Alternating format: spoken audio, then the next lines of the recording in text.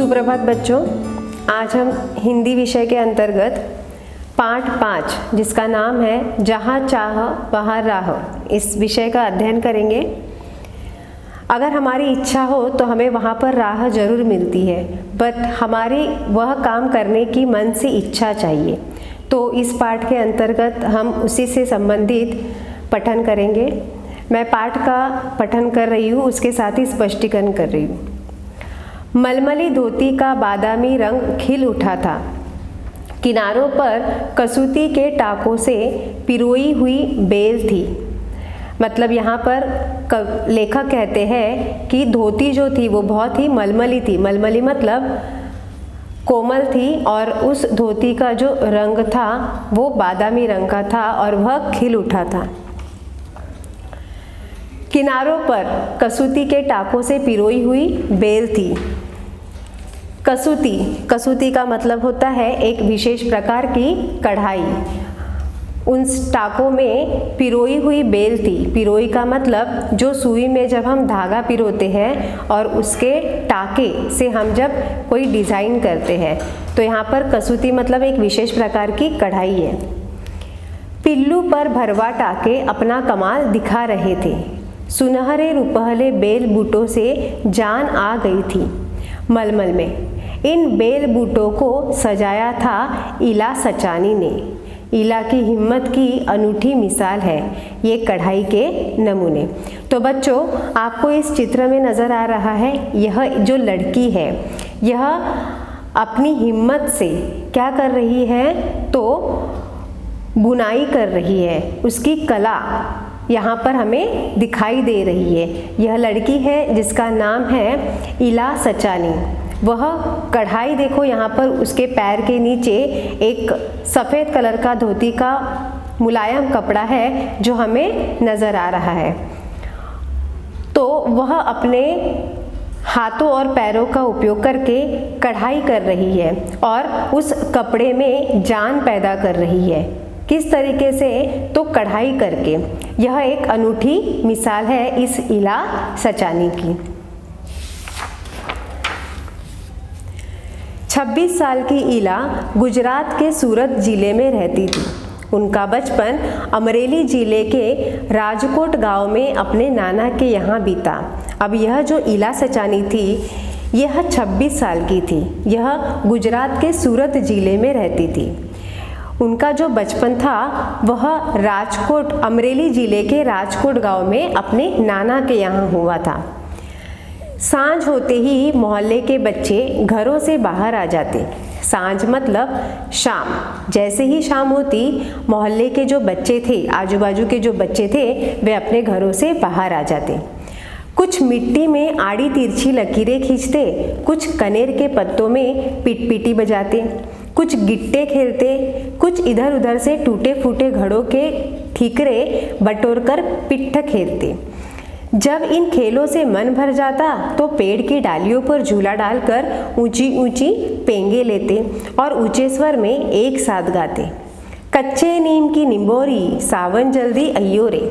अब ये जो मोहल्ले के बच्चे शाम होते ही घर के बाहर आते तो अलग अलग प्रकार के खेल खेलते, जैसे मिट्टी में तिरछी आड़ी, जैसे अलग अलग प्रकार की लकीरें खींचना, जैसे हम लोग भी करते हैं। आप लोग भी छोटे हो तो आप लोग भी ऐसे खेल खेलते हो। कुछ बच्चे कनेर के पत्ते, मतलब कनेर का पेड़ होता है, उनके पत्तों से पिटपिटी बजाते हैं। कनेर के पत्तों से हम अलग अलग प्रकार की आवाज़ें भी निकालते हैं। कुछ गिट्टे खेलते। गिट्टे मतलब जो अलग अलग जो गिट्टी रहती थी, उन गिट्टी को जमा करके ये बच्चे खेलते थे। इस तरीके से ये जो बच्चे थे ये अलग अलग प्रकार के खेल शाम को खेला करते थे। और जब उन खेलों से इनका मन भर जाता तो पेड़ों की डालियों पर ऊंची ऊंची झूला लेकर ऊंची ऊंची पेंगे लेते थे और एक साथ ऊंचे स्वर में गाते थे, कच्चे नीम की निंबोरी सावन जल्दी अइयो रे। मतलब ये जो कच्चे नीम का जो पेड़ है, तो जल्दी से सावन आकर ये कच्चे पेड़ में कच्चे नीम आए हुए हैं। ईला गाने में तो उनका साथ देती, पर उनके साथ पेंगे नहीं ले पाती। जब ये बच्चे पेड़ों की डालियों पर झूला झूलते थे और एक साथ गाना गाते थे तब ईला उनके साथ गाने में सुर लगाती थी, पर उनके साथ झूला नहीं झूलती थी।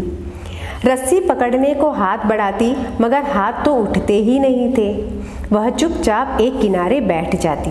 अब ये जो ईला थी इसे झूलने की बहुत इच्छा थी, पर इच्छा रहते हुए भी वह झूल नहीं पाती थी। वह जैसे ही रस्सी को पकड़ने के लिए हाथ बढ़ाती मगर उसका जो हाथ था वह रस्सी तक नहीं पहुंच पाता था। आखिरकार अपनी इच्छा को मारते हुए यह ईला चुपचाप एक किनारे बैठ जाती। मन ही मन सोचती, मैं भी ऐसा कुछ क्यों न कर पाती हूँ। बच्चे भी चाहते कि ईला किसी न किसी तरह तो उनके साथ खेल सके। अब वह मन ही मन ईला सोचती थी कि मैं यह सारे काम क्यों नहीं कर पाती हूँ। ये बच्चे, उसके जो मित्र थे, वह भी यही चाहते थे कि हमारे साथ ईला सारी तरीके के खेल खेल सके। कभी कभार वह पकड़म पकड़ाई और विष अमृत के खेल भी शामिल हो जाती। साथियों के साथ जमकर दौड़ती, मगर जब धप्पा करने की बारी आती तो फिर निराश हो जाती। ये जो ईला थी अपने मित्रों के साथ कभी कभी पकड़म पकड़ाई का भी खेल खेलती थी। जब दोस्तों को दौड़कर पकड़ने की या धप्पा देने की बारी आती तो वह उन्हें धप्पा नहीं दे पाती थी, तब वह बड़ी निराश हो जाती थी। धप्पा देना मतलब, जब देखो बच्चों आप आउट खेलते हो, पकड़ा पकड़ी खेलते हो ना, तो पकड़ा पकड़ी में आप क्या करते हो, किसी को आउट करते हो। आउट करना मतलब उसे जोर से पीठ पर धप्पा देना, धप्पा देना मतलब आउट करना। तो इसी तरीके से ईला अपने मित्रों के साथ खेलती थी, पर धप्पा देते समय वह उसमें असमर्थ रहती थी। हाथ ही नहीं उठेंगे तो धप्पा कैसे देंगी। वह बहुत कोशिश करती, पर उसके हाथों ने तो जैसे उसका साथ न देने की ठान रखी हो। ईला ने अपने हाथों की इस जीत को एक चुनौती माना। अब उसकी यह जो आशा थी वह निराशा हो गई थी। वह बहुत कोशिश करती थी अपने हाथों को उठाने का, पर उसका हाथ उसे साथ नहीं देता था। मानो ईला ने अपने हाथों को एक चुनौती दे दी थी।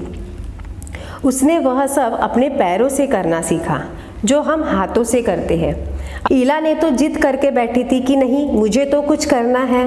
तो ईला ने सोचा कि अब मैं सारे काम अपने पैरों से करूंगी। जो काम मैं हाथ से नहीं कर सकती वह काम मैं भी पैरों से करना सीखूंगी।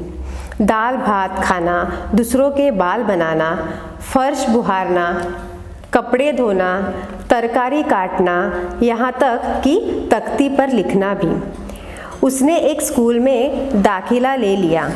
दाखिला मिलने में भी उसे परेशानी हुई।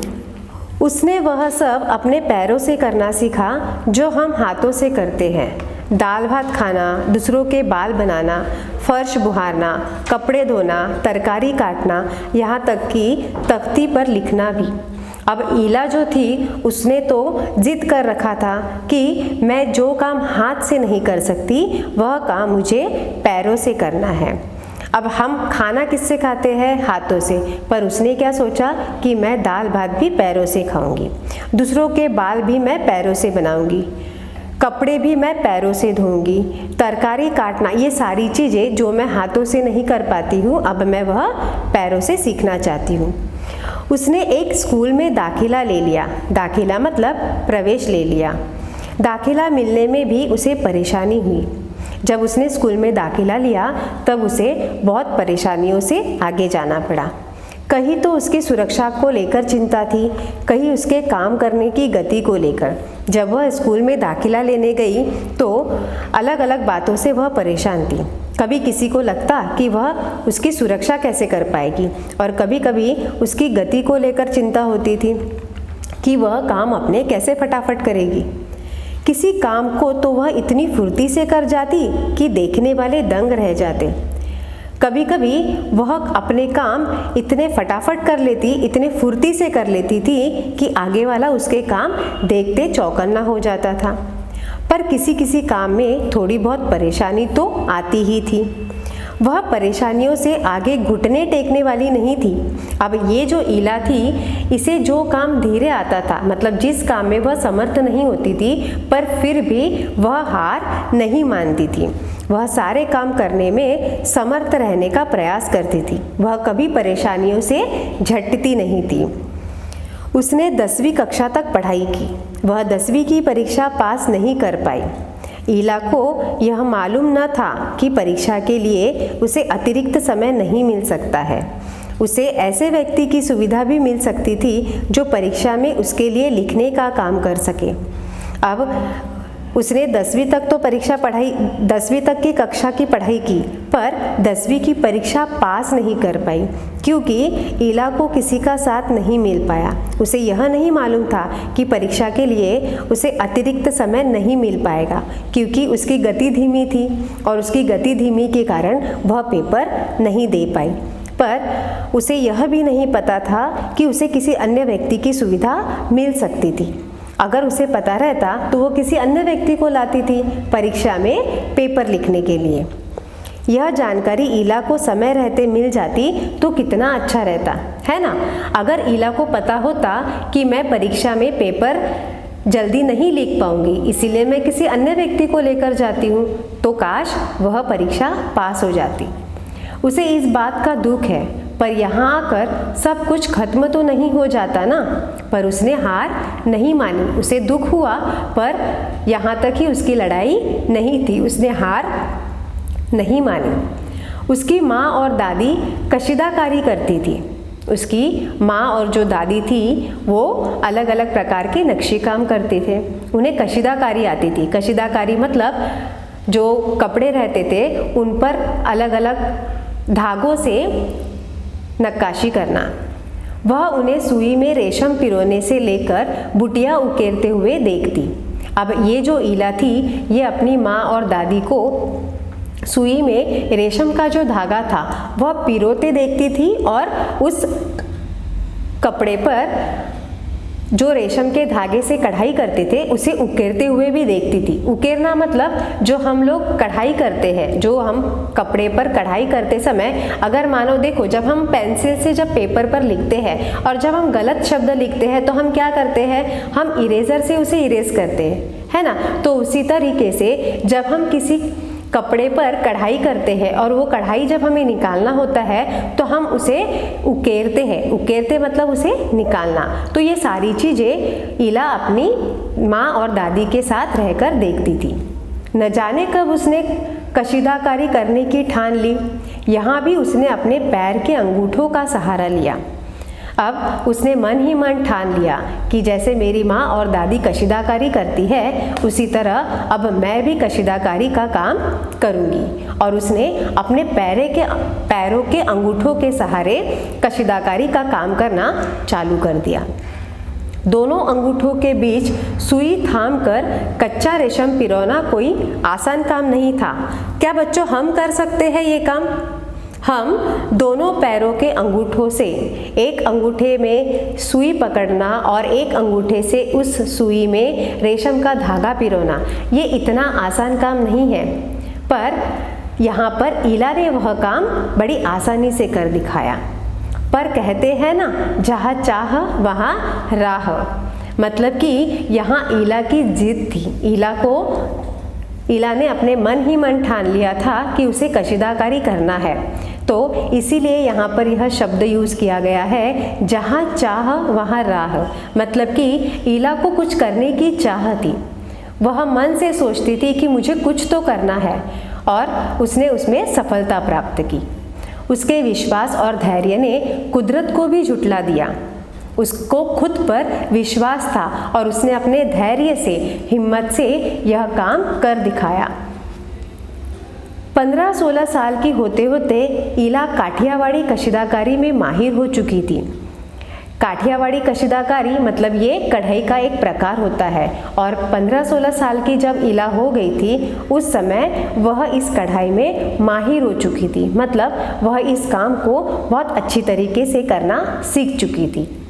किस वस्त्र पर किस तरह के नमूने बनाए जाए, कौन से रंगों से नमूना खिल उठेगा और टाके कौन से लगे, यह सब वह समझ गई थी।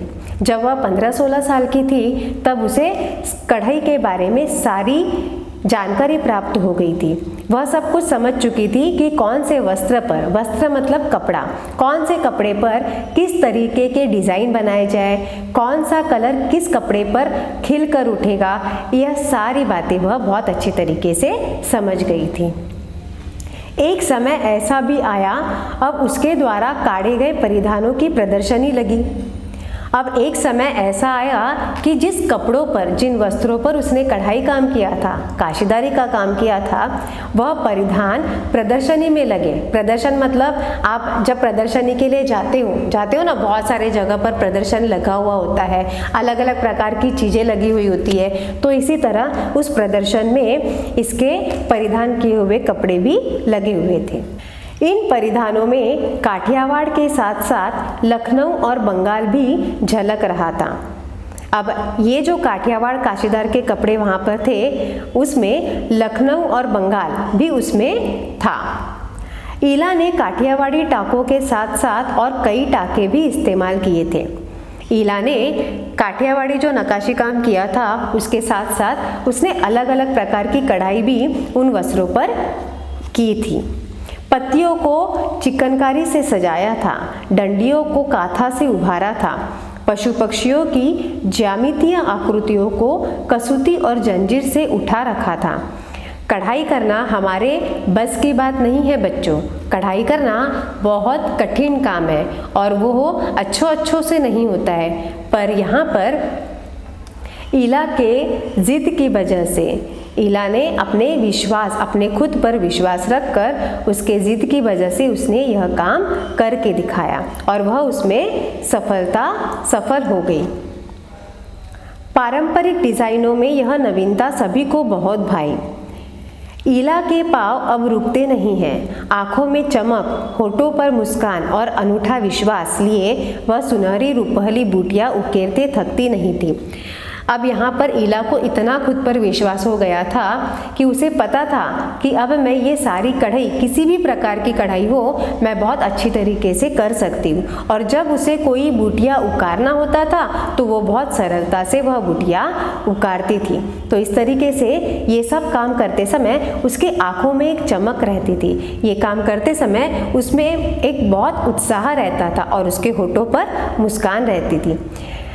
बच्चों, जब हम कोई काम करते हैं तो जब हमारे आँखों में उसके प्रति चमक होती है और हमारे चेहरे, तो हम उस काम में ज़रूर सफलता प्राप्त करते हैं। ऐसा ही कुछ इस ईला के साथ हुआ और इस तरीके से इस पाठ में ईला की बहादुरी और ईला के हिम्मत के बारे में यहाँ पर बताया गया है। तो इसी तरह इस पाठ में हमने क्या देखा छात्रों कि किसी काम में सफलता प्राप्त करने के लिए उसके बारे में हमें चाह चाहिए, मतलब कि उस काम को करने के लिए हमारे मन में चाह चाहिए, उत्साह चाहिए, तो ही वह काम हम बहुत अच्छी तरीके से कर सकते हैं।